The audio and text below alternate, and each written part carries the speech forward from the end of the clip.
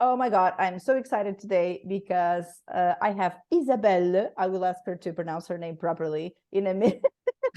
Since, as I already told her, my French is totally passive. My French doesn't speak, only listens and reads.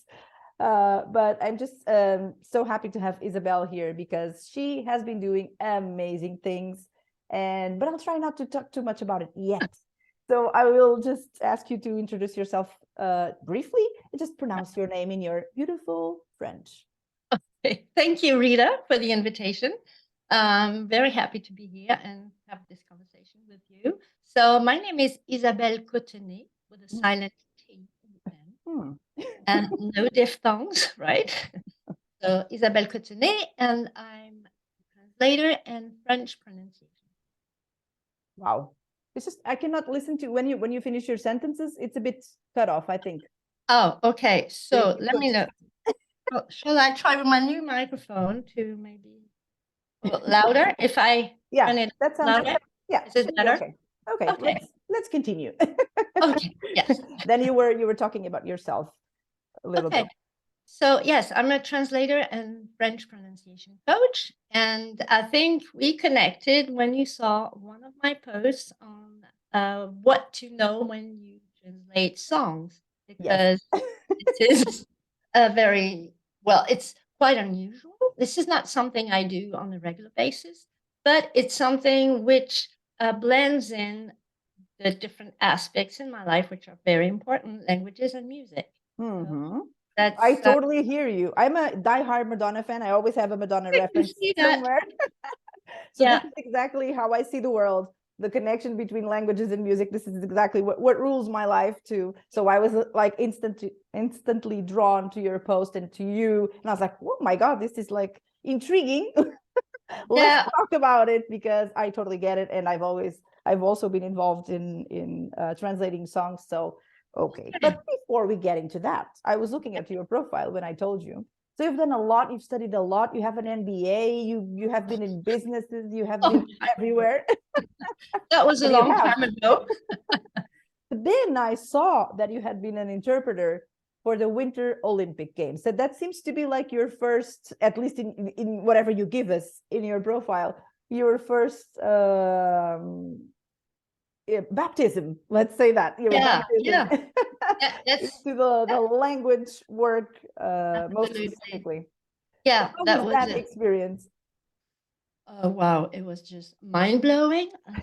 It was founding. It was a founding experience because actually I was studying studying translation and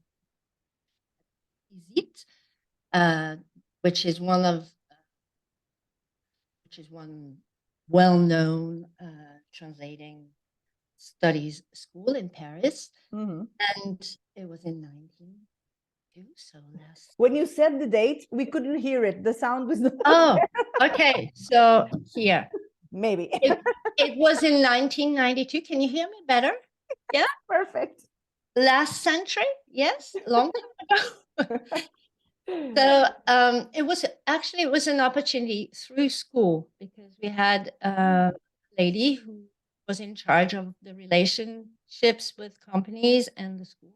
And since it was the year of the Winter Olympics in the French Alps, she suggested that the students in the third and fourth year be a part of the event.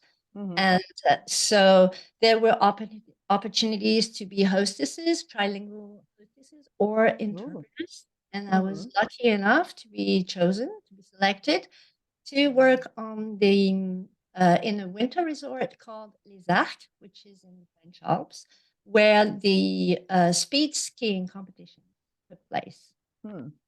And my role was to interpret during the race committees every day after the races and on the slopes. So you were there where everything happened.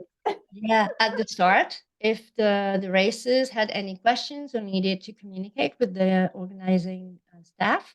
So I would ride on a snowmobile with one of the I'm mean, I was very young at the time. That was just crazy, because it was crazy too, because one of my dreams at the time was to work in the mountains. I was, still am, but less, a big mountain lover. I love hiking, skiing, lots of winter sports. And I am not originally from the mountain, from the Côte d'Azur, the French Riviera. So I grew up in Nice. Yeah, very. We have mountains there, but nothing compared to the northern French Alps. So when this opportunity came, I took it, and it was fabulous. I did not become an interpreter afterwards, but it was a great experience, and it was founding, because that was my entry gate. Well, that was my access point for my first real job when I finished studying. So after studying translation, I did an MBA, like you said. I will not dwell on that, okay? But at the end of this, at the end of this MBA, we had to do an internship. So I did that internship in the sales department of an accommodation, hotel and apartment rental company, which was very well known. So at the end of my internship, there was a lovely lady who asked me, "What do you know?" I said, "I want to go to the mountains." You're already disappearing again. So there's something about the microphone. Either you know what? I'm gonna turn it off, and we are going to just do it through the computer. I still need to. No sound now. 1 second. Sound will come back very soon. Yeah. Here you go. Yeah. Is it okay? Yeah, this is perfect. Okay. Yeah. Yeah. We'll go low tech. We'll go low tech. I'm sorry. It's fine.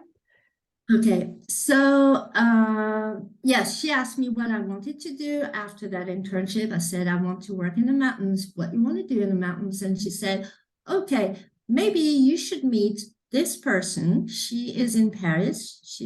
This internship was in Paris, actually, at the headquarters of this big company. I said, you should go and meet that person, because she is working in an international organization which is in charge of promoting French resorts on foreign markets. So to Japanese, Russian, American tour operators.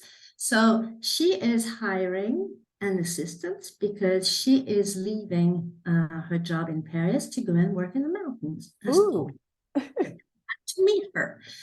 So we had a wonderful job interview, which lasted 2 hours. And I know how that goes. With people, that was just great.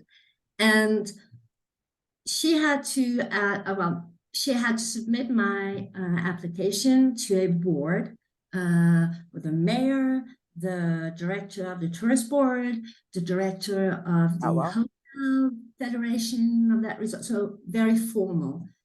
She came back to me a few days after, and she said, okay, you're on for an interview up there in the mountains with a whole board. You were like, oh no, I really hate the mountains. Oh, you do? And you said, okay, the interview is at 9 a.m. at the hotel where you'll be staying. The whole group will be coming. We'll have breakfast together, and that will be the interview. Okay, I was 23 at the time, so it was quite impressive. So the interview went well. I was hired, and I stayed in Val d'Isère, because that was the name of the resort, for 5 years, and worked with this wonderful lady, Carole. I was her assistant, and it was just great life. It was a great life because it was an international ski resort. Lots of British people, so lots of opportunities to speak English. One aspect of the job was to go abroad and take part in trade fairs to promote the resort to tour operators and travel agents, to organize events in the resort and liaise with the travel agents who couldn't speak French. Well, it was just a great, fabulous first experience. But why was I hired? Because I was not from the valley, so I was a foreigner. Because in the mountains, when you're not from the valley, you are a foreigner. I was a real foreigner. I learned afterwards that one of the people who worked with the mayor was actually the man who rode the snowmobile when I was working as a volunteer in the Olympics in another resort. No. So he was able to vouch for me. He'd seen me work and said, yes, she's okay. She's okay. I love this. I love it. I was not expecting that, but I didn't write about it on LinkedIn, but yes, that's how it happens. Because I have a section that I wanted to create, but then it's not so easy. That it's interesting stories like that. So I love gathering them, and I'd love to do like some sort of a special just with people who have these amazing stories about work, right? About language work. And this is a story about language work. So you're invited to that too. Things happen when you don't necessarily expect them to. I know. So that was the story of the Olympic Games and Val d'Isère, where I stayed 5 years. There's a strange, mysterious connection. Yeah. That was worked by the universe, right? Absolutely, the stars were aligned. So then what happened? But you weren't working, you didn't have a translation job, let's say that. Of course, languages, I can only imagine, were part of your daily work and daily job, and everything that you did was probably most of it not even in French, because you have to be in international environments. Then what happened that you decided to become a freelance translator? How did that happen, from that kind of lifestyle to that? Yeah. Being all over the place, from working by yourself, I suppose. Yeah, from going skiing between noon, I mean, during my lunch break, to locking myself in an office in front of my computer the whole day long. No, what happened was a big change. No, the thing is, that's why the road, well, the way was a bit winding. It was a long and winding road. Yes. I studied translation, but after my studies, I didn't want to become a translator yet.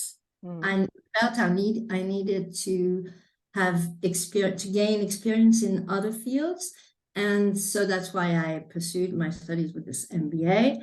And so Val d'Isère, not a translator. When I left Val d'Isère, I went back to the south of France in like the French Silicon Valley. It's called Sophia Antipolis, so lots of tech companies, and I found a job there, 2 jobs there. Still not a translator in those jobs. I was the personal assistant to the manager of a startup, which was very good experience, but not a translator. And after 10 years working not as a translator, I thought, I want to get back to it. Now's the time. Now's the time, because I want to see for real what I've done the whole day. Because when you organize, coordinate, and liaise with people, prepare reports and presentations, for me, it was a bit vain in the end. I mean, the assistant job, I mean, I'd seen all there was to see about it. After 10 years, I needed to move on to something else, obviously. So the startup was raised funds, and they, like any startup, they were looking for another buyer, for a company to buy them. And that's when they started to lay off people, or to suggest, if you want to go, we can help you go. So I said, yeah, I want to go. I want to set my business. So I left, and that was in 2002. And I've been a translator ever since. Oh my God. Et voila. So were they like your customers, like in the same startup? Did you start working with them, or what happened in that very first approach of being a business owner, going into a job you had never done, at least for full time? It was part of your job, but you've never had been working as such, right? With that new title, freelance translator, business owner, all of that stuff. I can only imagine the shock. It was. And at that time, it was very different from today. I mean, internet was just in its infancy. We didn't have online terminology banks. I remember being given a CD-ROM with Termion, the Quebec Terminology Bank. So it was prehistory. I'm a dinosaur. I mean, for the younger generation, I'm a dinosaur. No, don't say that, because I was already, pretty much on the market in 2002. I was already out there. Yeah. But I learned everything from scratch. And I must say, one thing is still the same today, is that I tried to connect with other translators. It was not as easy, but we, when I was working in the startup, we used quotes. We called on the services of a translator to translate from French into English, because I only translated the other direction. And so I reached out to her and asked her how she worked. Cool. Yeah. Right. So she was kind enough she was very kind to spend some time explaining her work, the tools she used. She said, oh, you have to get Trados. So I printed out the whole user guide, and I had a big binder. Right. Because there were no videos to teach us how to use Trados. I don't know how you learned Trados or another CAT tool. It was a bit later than that, and because when I first started working, I worked on site, so I didn't have my own software. I worked at people's software. Yes. So I only bought my first CAT tools in 2010. Okay, so they had the time to debug all the problems. Yes, and I was used to other CAT tools, so they were custom made for those clients. But so I guess the one that I used the most was the one that they had for Apple. So that's where I worked first. Yes, I saw that on your profile. Yeah. Yeah. So I can only imagine how amazing it was for you to all of a sudden to get into this new groove, right? I had to learn everything, because most of my colleagues or friends from school had gone to work in translation agencies in London, for instance, as their first job, because they wanted to be translators, they wanted to be interpreters, and I didn't really know what I wanted, so that's why I took another road. But I learned everything from scratch, and yes, the startup gave me a first job, but I was not comfortable with it because it was translating in the other direction, and this is not something I do. So I had someone to proofread my work. And then the platform which helped me find my first clients was prose.com, which still exists. Yes. And it's still there. And I got a really nice contract working for British Airways. So yes, I translated their website for many, many months.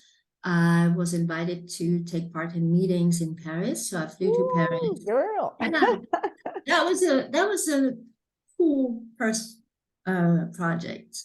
So you are a name dropper, just like me. I hear you. I told you. Yeah.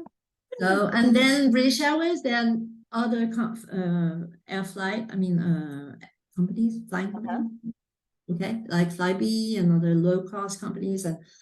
And then I switched to working on tech documents, because I had seen a lot of the tech stuff in the startup, because it was it built appliances and security appliances. Well, I won't go into details, but so I had technical, full-blown technical.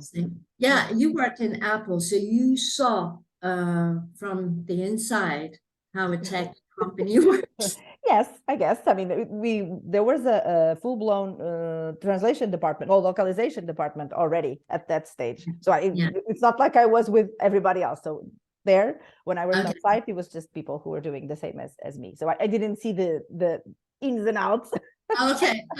It was already a huge thing when I got there, trust me. It was yeah. Our startup was small in the Yeah. beginning, then it grew big and then really small. The iPhone was already out when I went there, so that means that it was already, you know, as the status of the company is the same as today. So I was not there while Yeah. things were happening. So no, I didn't see anything except for Steve Jobs, who had Oh, lunch. you saw Steve Jobs? Right, because he was having lunch. The first time that I had lunch there, he was having lunch on a nearby table. So everybody was like, "That's him," and I was like, "Oh, there he is." That's it. Name dropping again. Because I was in California, and when you live in California, this is what you live for. Because I mean, if you haven't seen anyone, where have you been, right? So it's true that I saw a lot of, you know, famous people. So it's when I talk about the States, I'll immediately start name dropping. But I told you that it's a bit of a problem of mine. But it happens when you work for big companies, or, you know, it's just normal that we talk about it. That's what they're called, right? Yeah. Yeah. So then what happened? How did it evolve? How did it evolve? To be honest, I kind of what's the English expression for that? I kind of didn't do much for 20 years because I didn't need to prospect to find prospects and clients. They came to me by word of mouth. I worked with the big translation agencies, and when a project manager changed and went to work in another agency, he would, you know, still call on us. So it worked just like this for 20 years. And that was enough for me. I didn't think of growing or diversifying or doing anything. It just, I mean, the work came in. But then I think, when did it start changing? And I got my first direct clients, and that was another way of working. And I really enjoy working with direct clients because the relationship is different. Your role is different too. Yeah. And the rates are different too. Everything is different, it's true. Yeah. And then it was the pandemic. And then that's when it was a very good year business wise, because I had work to do, but I felt I needed to diversify, do something else. And there was something that was at the back of my mind, is how can I find a way to mix music and languages? How do I build this bridge and turn it into a new thing, a new activity? And the first idea was, well, that was one trigger. The second was I was starting to have pain in my shoulder from the long hours working in front of my computer. And working on written documents wasn't enough anymore. I needed to get back to the communication, connection with people. I guess the pandemic and the lockdowns had a role in that, played a role in that. So with all these questions, I felt I really needed to think about it seriously. And so I saw people going into SEO writing or copywriting, content writing. And I thought, yeah, that's fine, but it's still writing. It's still not the spoken language. And then I thought, I used to be a big fan of The Voice, American Idol. I watch everything. I watch all of those. Yeah, for sure. These talent shows, really. You're talking about it as if they were over, but they're all there. I know, but it has changed. I think it has slightly. Yeah, but I still watch it because I cannot help it. Yeah, I love discovering new voices. I know you love voices. You're sensitive about this. I mean, you pay attention to voices. Yes, I think about it a lot. Let's say that. Yeah. And since I do a lot of music on the side too, I play the piano and I sing in the band. Wait a minute. She wasn't just translating all the time in her computer. She was also, there were other activities you were doing while sitting down, right? Yeah. I needed that. I needed to get out of the office and be with people, and singing and playing music with other people is Wow. a great way of doing that. And so that's why I was thinking, how can I blend everything in? Mm-hmm. And so I've been taking singing lessons for ages. And the thing is, I perceive that in the things that singing teachers or vocal coaches teach us, when they tell us, oh, you can change that sound a little bit, you can change your U sound in, you can change the E sound into a U when you reach a high pitch, Mm-hmm. to make it sound less cringy and more round. So these are little things that singers use to tweak their sound and make it both comfortable for their voice and pleasant for the listeners. So I've been experimenting on these things, because when I go in a rehearsal with my band, we mostly sing. With my band? You have a band? Yeah, I have a band. Well, what shall we talk about in this conversation? I'm just like all over the place. I'm like, what? Let's talk about this. Let's talk about that. Well, nothing like Madonna. Well, nothing is like Madonna, so you don't have to say it. No, I mean, we do that as amateurs. You know, we gather every week, and we play in a few cafes or bars. Oh, but you actually play to the public. Oh my God, that's insane. That's insane. That's insane. Yeah, for an introvert, that's quite a challenge. I guess an introvert, it's not something that I would consider that you are, but maybe you consider yourself it. Yes, I am. So I was trying, to take the things that I'd learned through music, with music, and say, well, there must be a connection.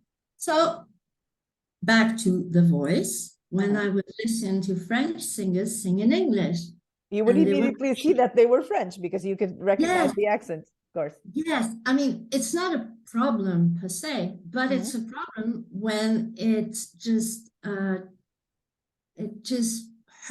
harms the performance and hinders the message. I mean, the message is not delivered as it should be. And the listeners, me as a listener, I would just focus on the things that were not right and forget about the meaning, about the voice. So I thought, let's say you have a very educated ear. It's normal that you focus on things in a different way. Maybe that played a part. Yes. So I thought, maybe there's something to do with that. Maybe I can help French singers improve their pronunciation in their singing. I wouldn't do it. You work with singers. That's something I didn't know. Wait. Wait. That was the initial idea. So I thought, yes, I'm going to do that. Help French singers improve their pronunciation in English when they sing. So I talked about it to my friends. I said, oh yeah, that's a good idea. I didn't know if there was a market. I didn't know if it was feasible. I didn't have any connections in the business. So a few weeks after telling a good friend of mine about this idea, she called me back and she said, I spoke to my niece's mother-in-law, who is in Australia, and she's learning French because for family reasons, but she's not satisfied because when she speaks French, people do not understand her. And when I told her about you, she said, oh, Isabelle sings, so she must know about prosody. So I would like to meet her and maybe work with her. So my friend connected us, and I didn't know much about prosody in the theory of prosody. So I looked into that. I told this lovely lady, okay, in 6 weeks' time, let me get back to you and we'll start working. So I looked at many things, I read many things, and we started working together. So what is that concept, really? So the concept was to use songs as a teaching material to help her improve her pronunciation in her speech. But in this case, in French. In French, yes, I don't teach English. So it was, yes, the other way around. And exactly. that's what I said. Yeah, that's what I said to my friend. But I told you I want to help them with their English. Said, yeah, but it's the same. Not quite. But anyway, so this lady was my first client. And so we worked for a few months together. And so prosody basically is working also not only on the sounds, so the sounds that are not correctly pronounced, but also on the intonations, on the rhythm, on the stressed patterns, on the pauses you make when you speak. So it's all what we call suprasegmental aspects. That's the smart word for it. The correct terminology. Yes, but as you have a background, a specific background in linguistics, so I thought I should use the right word. Don't worry about it. Pretend I'm not here. So, and singing makes this possible. And so I backed my intuition with lots of readings of scientific articles on that. And I found very interesting articles written by a singing teacher for opera singers, who was also a phonetics teacher in a French university.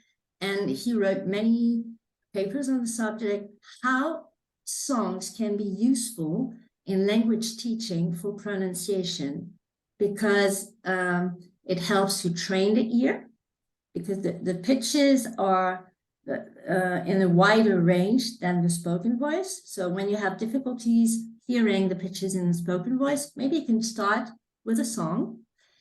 It's good for the rhythm because you can clap with your hands. So it covers, well, it's a very useful and relevant tool. And I was happy to read that someone as qualified, qualified as this professor had written about this and confirmed what I felt. So I digged further into that. Wow. And that's how the idea emerged. Wow. And, so I've been, well, I had to train, obviously. So I attended an online course on how to correct the phonetics, the pronunciation of foreign learners. I mean, I'm at the beginning of this journey still, because I feel that there is still so much to discover in this field.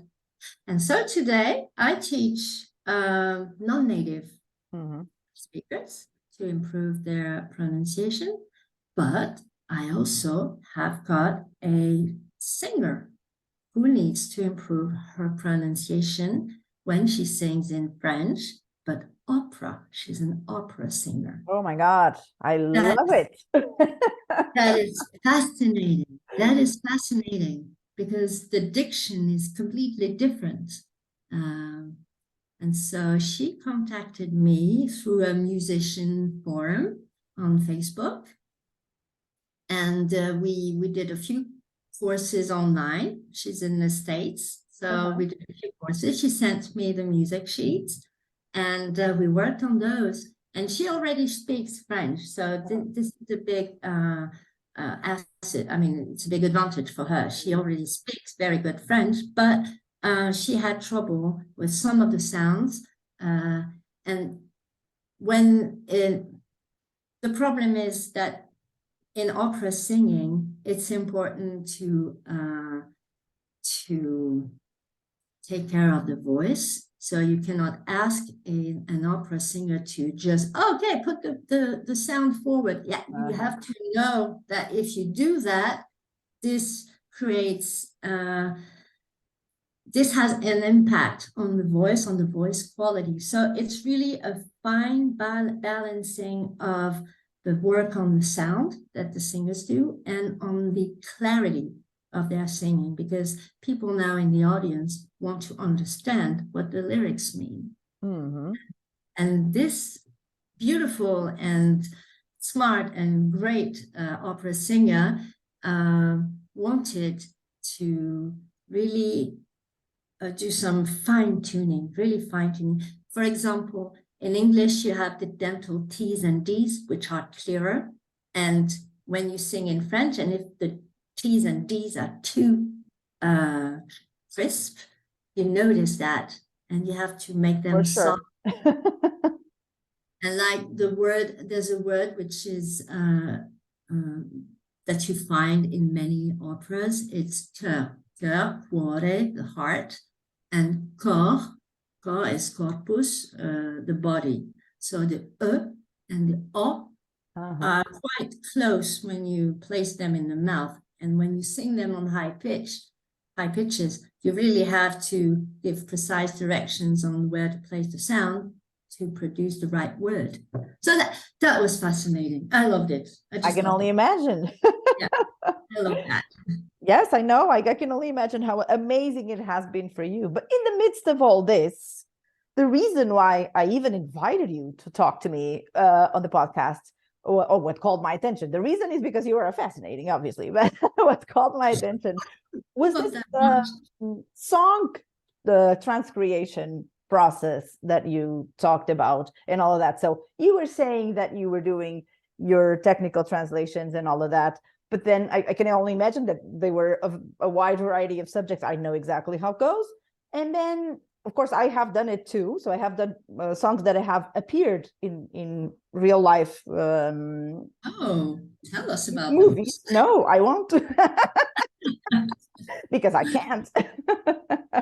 But yeah, that's true. So I was asked to work on a few songs, and then one of my versions was actually chosen to be in this specific movie. So it's insane to listen to a character sing your words. Of course, it's just insane. So I know how that feels, and I've done it also for other people. I worked for a music company for a while, and there was a moment where the owner of the company, he's American, he's a singer, and he wrote 2 songs that needed to be sung by Brazilian very popular musicians. So I had to create the versions too. So I know in other occasions too, even for friends to understand, friends in the music business needed to understand lyrics from one language to the other. So I have done it a lot, and I've thought about it a lot, and I have been thinking about all of that because of my Madonna history, right? It's 35 years of thinking of Madonna songs, so I use them for everything, including, exercises of translation and all of that stuff. So I kind of was fascinated by that because I do that too, and I absolutely love it, and it's something I could do. I'd love to do it on a weekly basis, to be honest. Oh, yeah. Because when it's real, it's totally different. I remember when I was working on those songs for the movie, that it was like I would wake up already thinking about that, and all of a sudden I would just sit down and then just tweak. But the first version would come to me like vroom. Oh, nice. After knowing the song really, really well, because they were unknown to me. So it was just unbelievable. And it was actually very comedic. So the content was pretty complicated with words that had to be really thought about, because there was a bit of a poop involved and things like that. Because it's actually an animation movie. It's animation movie. So but was it think about was it like did you have to recreate from the English version? Yeah, from the English version. But to keep the same meaning, the same message, the same idea. Yes, because it was a movie and you could see the images, right? So I had access to all that to create the version, and that was absolutely amazing. So the other times were a bit more informal, or they were just for the song itself, and I was there with the person who had written the song, things like that. But that time I was just contacted by one of those big movie companies and studios that I used to work for, because I did a lot of subtitling, QA, and all of that on site for subtitles, because I lived right there in Hollywood, right?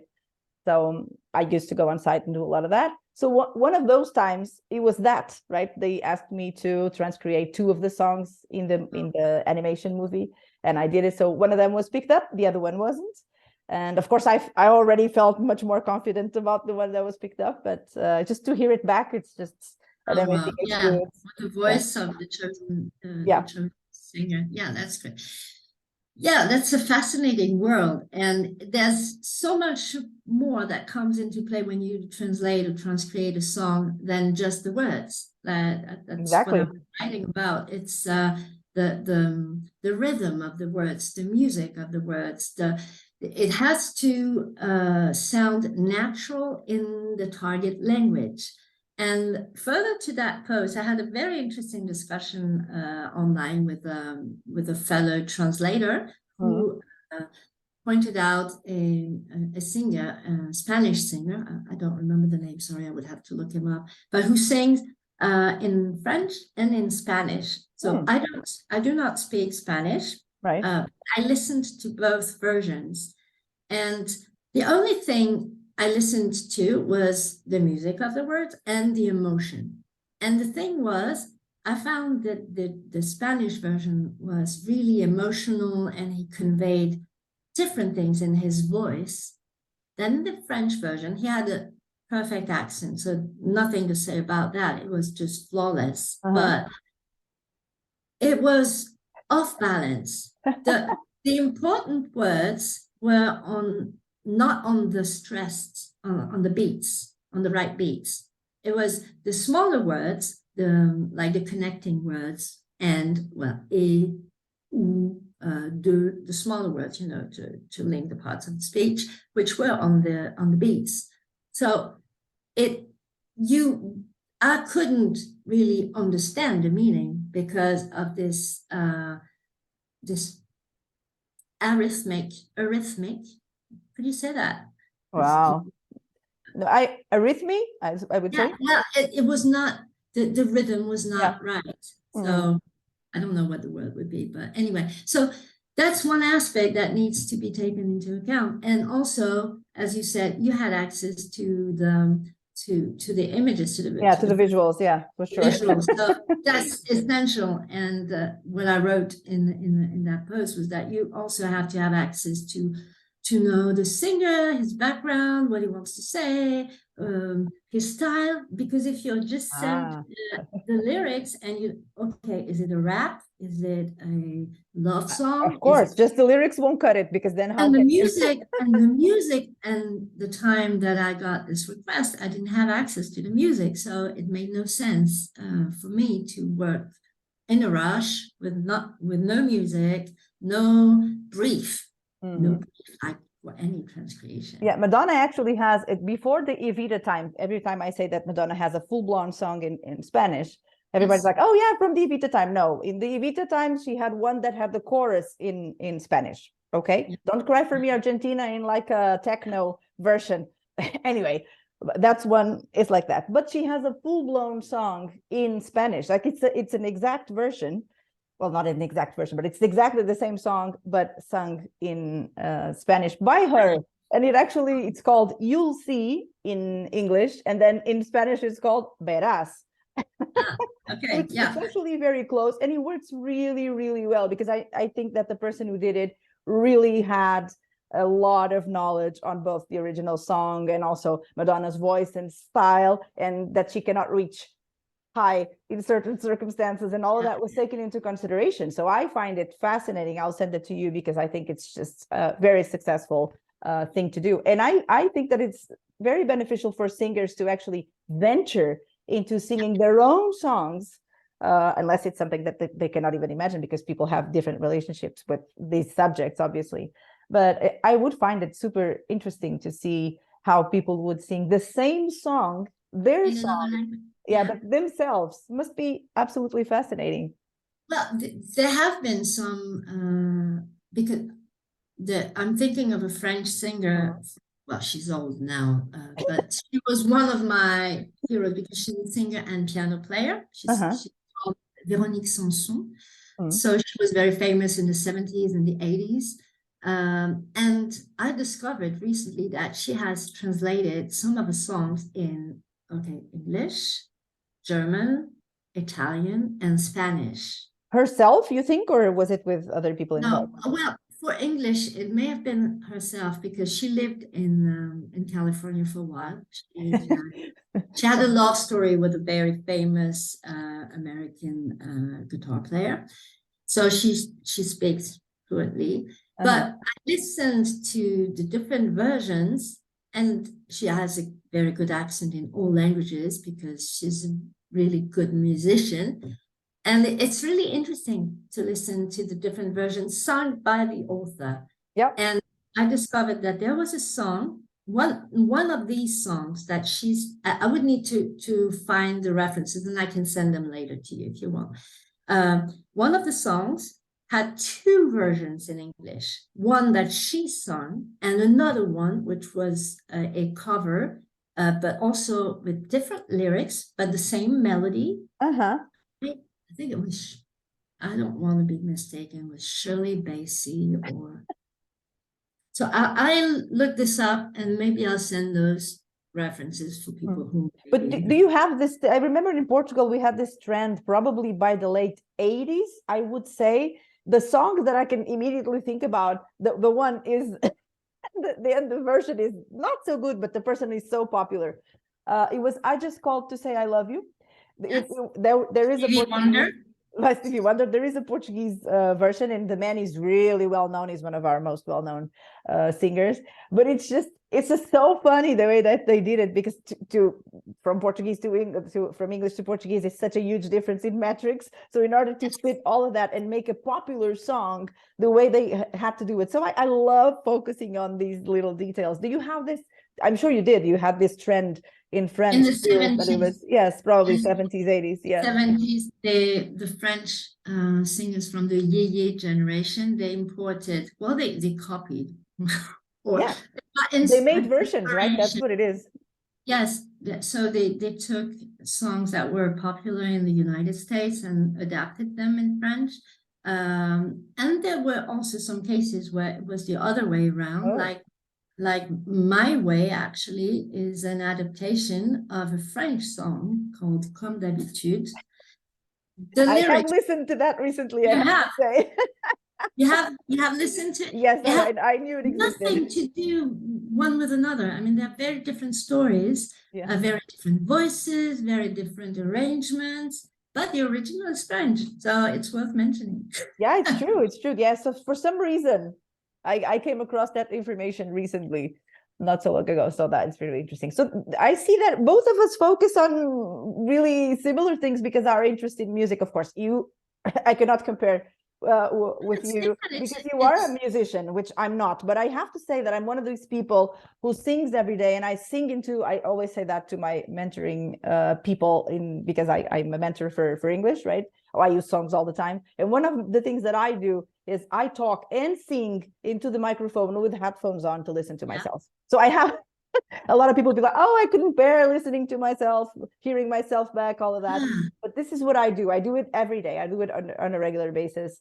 If I have that gear near me, today is not the case, but usually I record with the other microphone, and that's what happens. So the headphones are plugged into the microphone, and I listen to myself singing and talking and all of that because I like listening with a real with a real focus what I'm doing and what I say and why I do it and why I pronounce it the way or that way. Because being a Madonna fan from super early age, I was 10 when I vowed to be Madonna fan forever. So that I've always done that because I wanted to get my pronunciation as good as I could, right? And this is the technique that I found at an early age to actually keep on doing it. And I believe that it works. So I keep on doing it. It is so important to listen to yourself when you learn the language.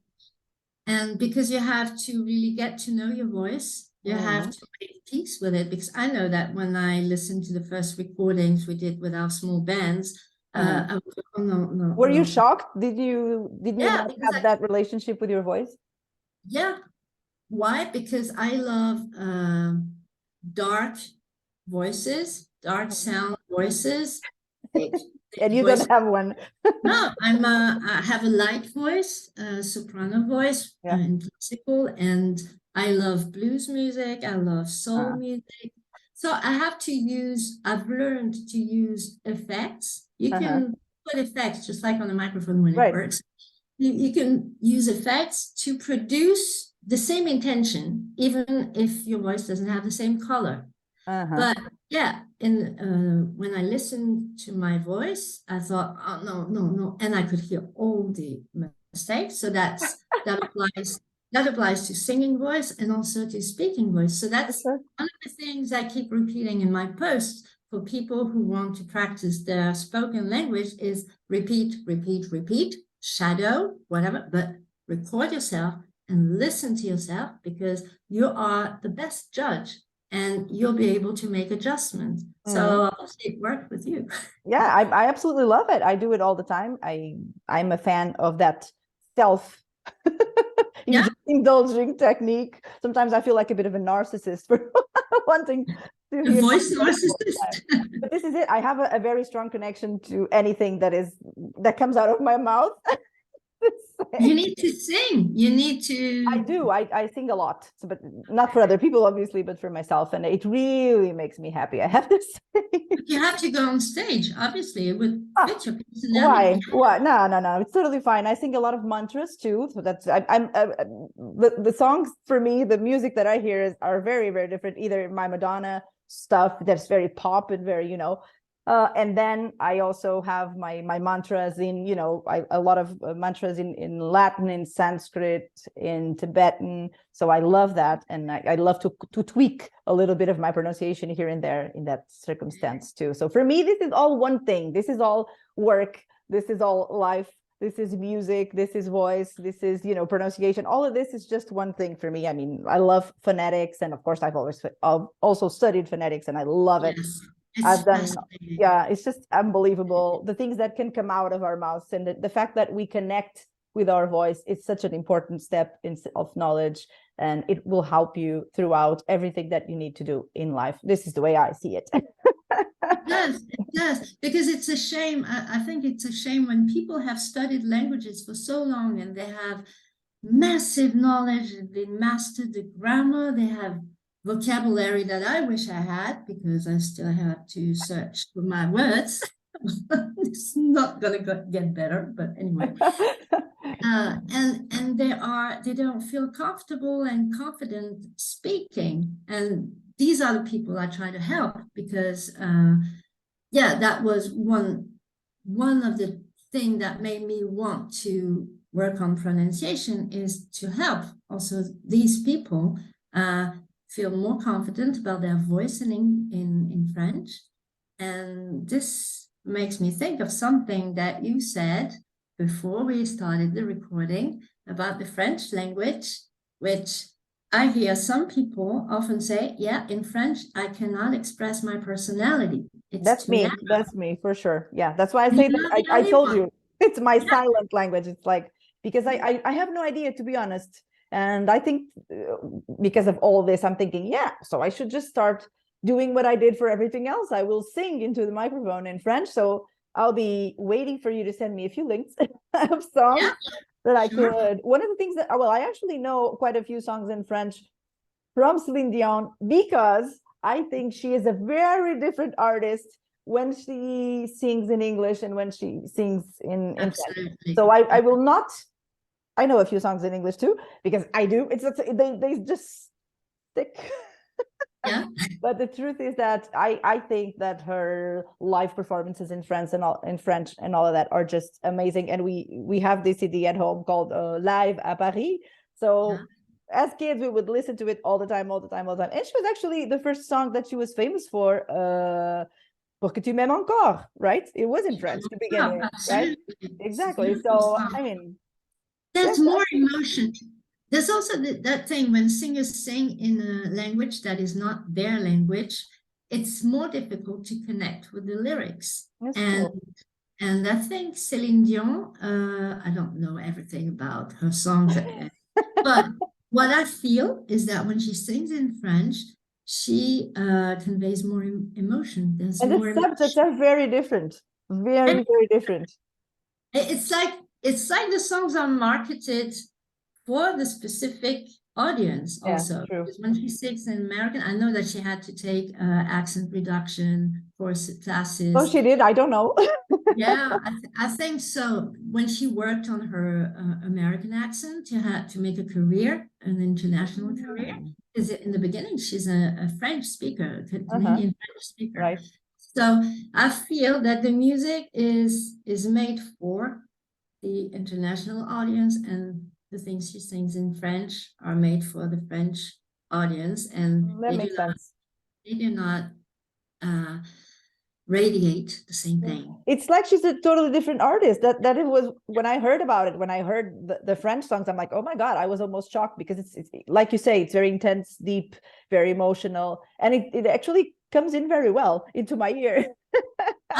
So that's a good motivation to sing and speak French. I told you, my French is usually for taxi rides and things like that if I go to Paris. So yeah, that's as far as I go. Oh my God, it was amazing to get to know you better. Oh gosh. Yes, we're almost an hour. We talked a lot.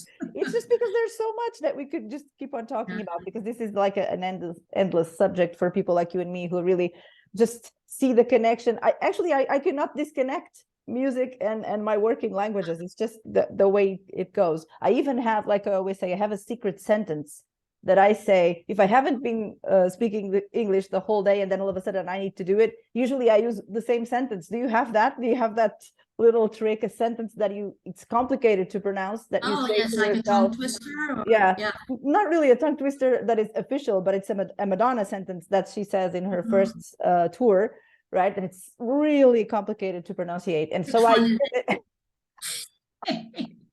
well, I find it complicated. Maybe it's not, but it's she says, I was never elected a homecoming queen or anything, but I sure feel like one now, because she's back in her hometown, in Detroit. So that's why she says it. And I say it in different speeds, at different speeds.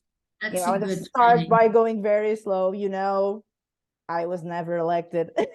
And then at the end, I'll just so that's my practicing sentence. Excellent practice. That's a good idea for my students. That's my real trick.